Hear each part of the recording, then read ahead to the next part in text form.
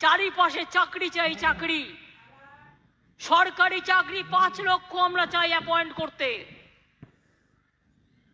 কিন্তু সিপিএম আর বিজেপি নেতাদের বলুন, দয়া করে বেকার যুবক যুবতীদের ভবিষ্যৎ নষ্ট না করবার জন্য এই চাকরিগুলোকে আটকাবেন না।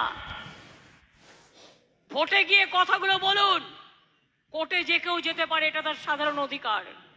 কিন্তু তাই বলে একটু মায়া লাগে না? এত টিচার নেওয়া হবে, পোস্ট খালি আছে, আপনাদের জন্য নিতে পারছি না। মানে এই বিজেপি সিপিএম আর কংগ্রেসের নেতাগুলোর জন্য, কয়েকটা ফুরফুরের জন্য।